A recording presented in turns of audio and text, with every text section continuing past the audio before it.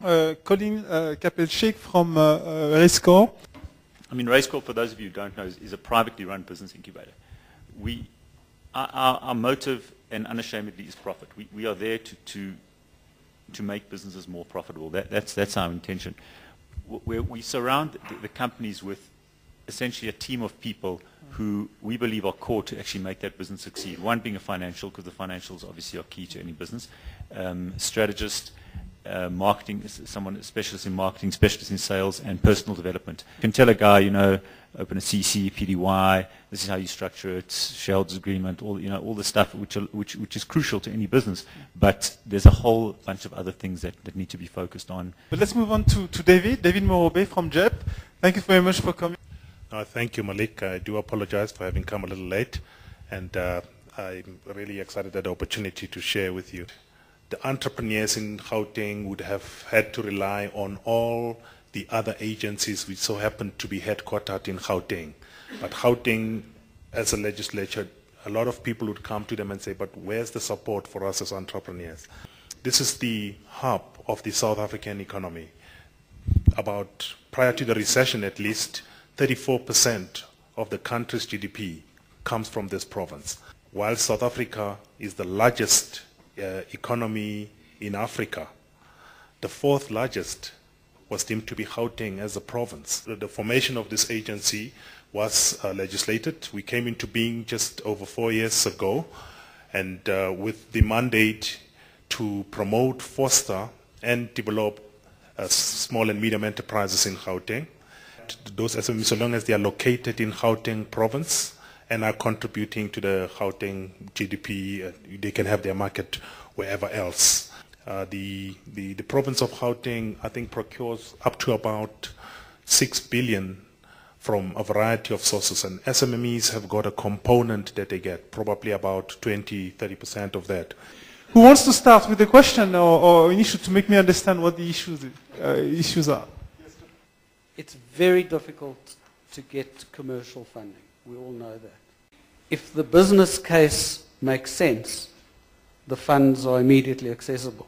Every fund has its criteria and it has its requirements because it has to make a risk decision.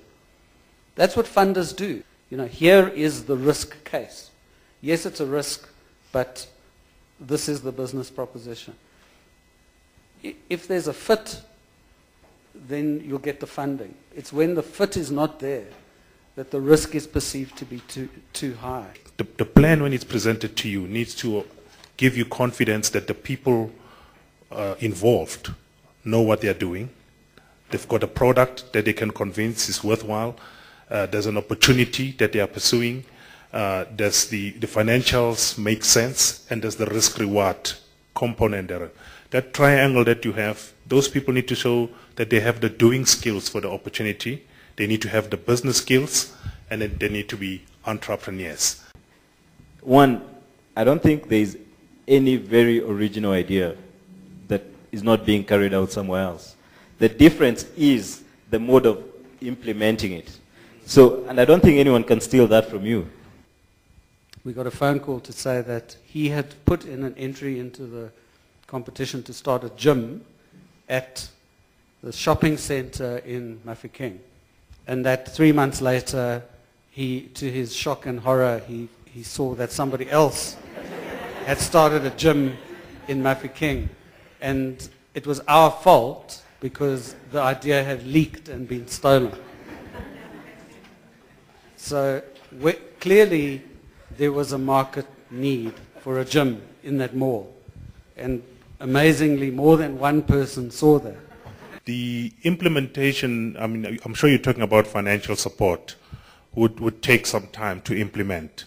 But we've got a 7-day deadline from a point of business plan to the point of indicating to you whether we are going ahead or not.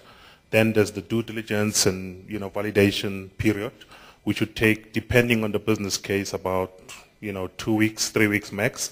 Then it gets taken to a credit committee, which sits about a month from the point that you've given your first application. Remember, it was 7 days just going through your business plan because there are quite lots of them.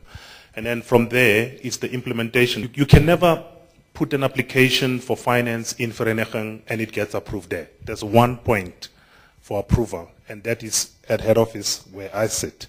So all financial applications end up coming to the credit committee at head office here. So the risk that Malik pointed out is unlikely to happen. With regards to Ashoka, we are an international organization, and our application standards and our selection process is standard globally. Once we do have our leading social entrepreneurs in the Ashoka Fellowship, the programs are designed to fit the needs of the fellows that we have. And actually, even before the application process starts, we do have a number of interventions in place to address the unique needs of the African context. With regards to the issue of illiteracy, for example, normally all of our applications are done either online or via typewritten form. Our staff in the field do, on many occasions, speak to social entrepreneurs who are not literate, who do not have the capacity to write, or just not the technical skills or the computer literacy skills. We have staff who go out, who sit down with the social entrepreneur, who draw up the application for them, who sit down and speak on their level, basically, and able to extract the different principles and sort of the nuances that we're looking for to elect them as fellows. It's partly to do with the relationship between life skills and business. And there's a very, very strong relationship between those two things. And I think there's a strong correlation between people who assume responsibility for their own personal development rather than trying to outsource it, and life skills, and developing life skills, and success in business.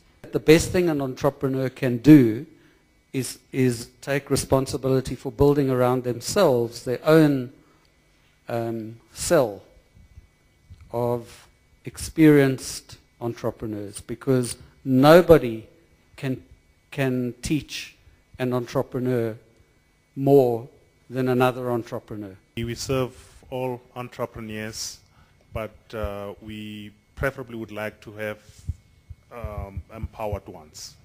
We register suppliers on our database, so I think get the registration form. Every now, I think annually they give an advert for people to register as potential suppliers for a variety of goods and services. We do have a number of programs that we try to work with institutions of higher learning, including University of Johannesburg, and we are looking at working with WIRTS as well, the Center for Entrepreneurship. We hope to work with GIPS and make sure that we can produce, support programs to produce skills, but you also need the technical skills that can require support not only labor, but even the quality of entrepreneur that comes through that. I think one of our tasks is to coordinate all stakeholders that are involved in supporting entrepreneurs. And I think the first step towards integration was to provide a one-stop service, financial support, non-financial support, and all other forms of support that we can give the entrepreneurs. I think it's a first step of a 1,000-mile journey.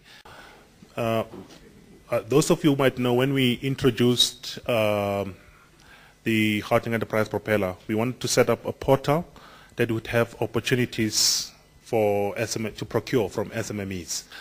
We as an agency try to create as best an enabling environment for the sector that we deal with SMMEs. The current administration has already given some commitment towards making sure that there's a set aside for SMMEs from whom all the departments can procure. The panelists are still going to be here for a few minutes in case you have a real burning question, but I think what I take out of this discussion is that it really works both ways. For you as entrepreneurs, as much as the support space is kind of complex, it's your role, it's part of being an entrepreneur to go through the sort of, the boot camp, so to speak, to find your help where you need it.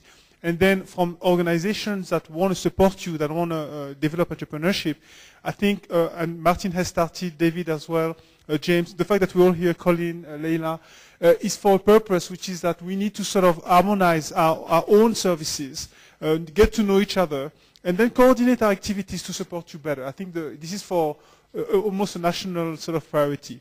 So with that, I want to sort of thank all the panelists, and I would like to ask you to join me to thank them for the time of this panel.